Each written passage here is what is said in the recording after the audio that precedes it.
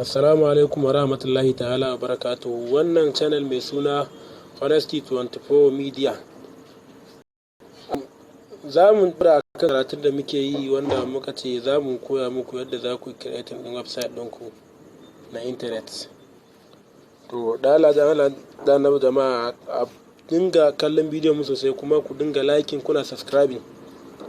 Da farko dai in kana so ka create din website ta hanyar Android kana buƙatar application kamar haka. Ka shiga Play Store. In ka shiga Play Store kamar haka, akwai wani application da ake kira Anwriter.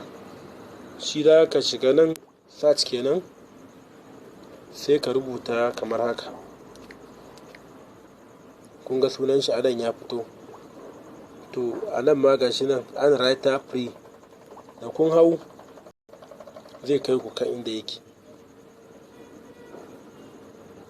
To kun ga gashi nan ya bude ga abubuwan shi, in kuka duba za ku gani ga sayan birjik da abin da ya kamata ku sani akai za ku sani. To ni da yake already na riga na sauko da nawa, to kawai za mu tafi can kai tsaye kenan inda za mu koya muku yadda za ku ainihin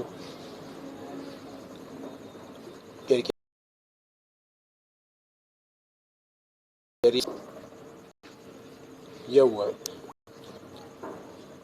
kun gan shi gashi za ku ga rubuta Anwriter free gashi nan daga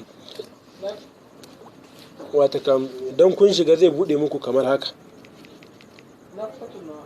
To amma abin da nake so in gaya muku ku masu kallo shine shi watakan harkar kirkirar website na internet yana da hanyoyi da dama.